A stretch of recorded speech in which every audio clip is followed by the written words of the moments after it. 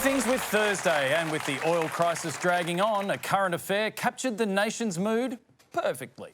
FOMO used to stand for fear of missing out. These days it could mean fear of missing oil. Yeah, it could mean that, and ACA could mean always crap acronyms. Who knows?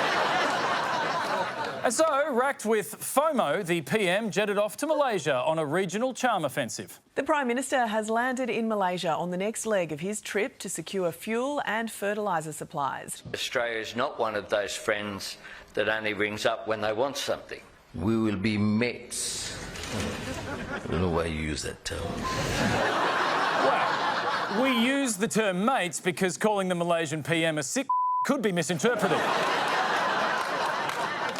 While Albo and Anwar were getting on like a house on fire, the PM had to rush home because a Geelong oil refinery was going up like a house on fire.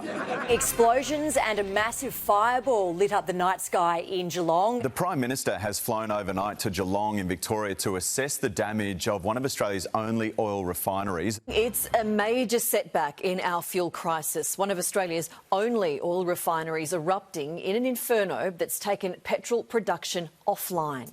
The Geelong plant supplies half of Victoria's fuel. A major fire broke out at the Viva oil refinery near Geelong. Ooh la la, Geelong. Home of mighty football team Les Chats. Where you can treat yourself to the local delicacy, Cristal de Meth. Despite fighting for hours to contain the blaze, one firefighter remained upbeat. Yep. What was it? Oh, yeah, there's a fair bit going on there. Yeah, a fair bit going on there. That's from the new fire warning chart, right between bit dicey and shit a brick.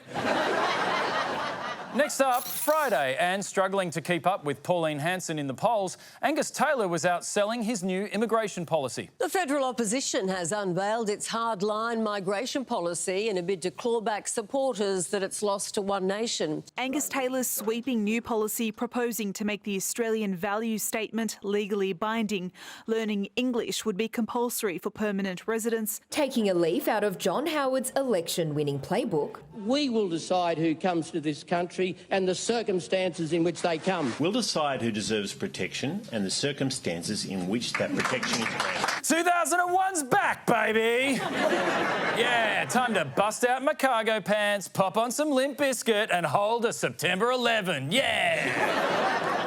I'm sorry, it's probably too soon to make jokes about Limp Bizkit. But as Angus Taylor tried to attract voters with outdated rhetoric and discrimination, one disgruntled rival jumped in to say, hey, you're ripping off my gear. Pauline Hanson accusing Angus Taylor of plagiarising her policy. A lot of what they're saying is directly out of my policy booklet. Yeah, is it a policy booklet or more just a four-word slogan that fits neatly on a T-shirt? But like any good politician, Angus Taylor's drawn on a bunch of playbooks from around the globe. The coalition borrowing from Donald Trump's hardline border policy too. Every visa applicant would have their social media scoured. Under the new social media rules, getting caught praising ISIS on Twitter, no entry. Get caught praising yourself on Facebook, fantastic. Great move. Well done, Angus. Roll through to Tuesday, and there was further escalation in Donald Trump's endless, pointless and politically damaging conflict. And by that I mean his fight with the Pope. President Trump lashing out at Pope Leo, of course, the first American Pope, after the Pope's comments on the war in Iran. His tirade against Pope Leo, accusing the head of the Catholic Church of being, quote, weak on crime and terrible for foreign policy. Why did you attack Pope Leo on Truth Social? I don't think he's doing a very good job. He likes crime, I guess. Wait, do you think the Pope's job is to fight crime? Like, he's not a superhero. I mean, just because he wears a cape and drives the Pope-mobile, But the Pope, or Pope Man, didn't back down, openly criticising people who use Jesus to justify war. And in response, Trump posted this. The US president, portrayed as the Son of God, criticised as blasphemy. before being removed. The US president has deleted an AI image from his social media that showed him to appear as Jesus. He's now said he wasn't depicting himself as Jesus. I did post it, and I thought it was me as a doctor and had to do with Red Cross as a Red Cross worker there, which we support. It's supposed to be me as a doctor making people better, and I do make people better. I make people a lot better. Sir, just because you go around touching people doesn't mean you're a doctor.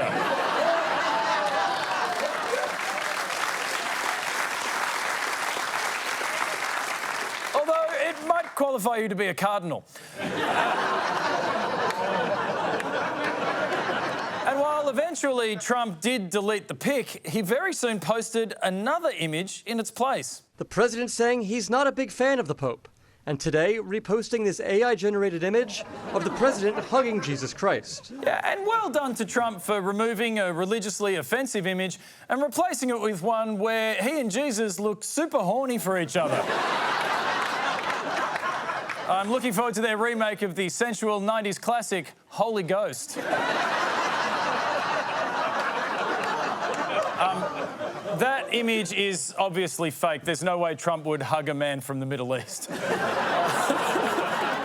One quick story before we go, and it's fair to say it's been a big week for robots. This humanoid robot captured driving away a herd of wild animals, shouting "Go away" in Polish as they ran into the forest.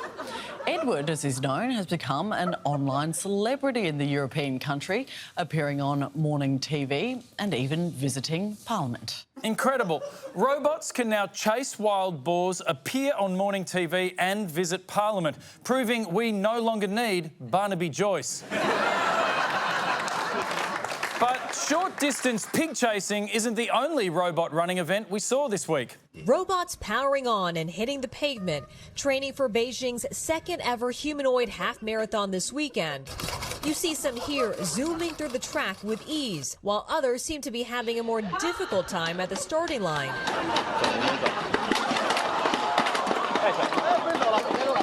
Wow. Robots can now take a few steps, fall over and flail about on the ground, proving that we no longer need Barnaby Joyce.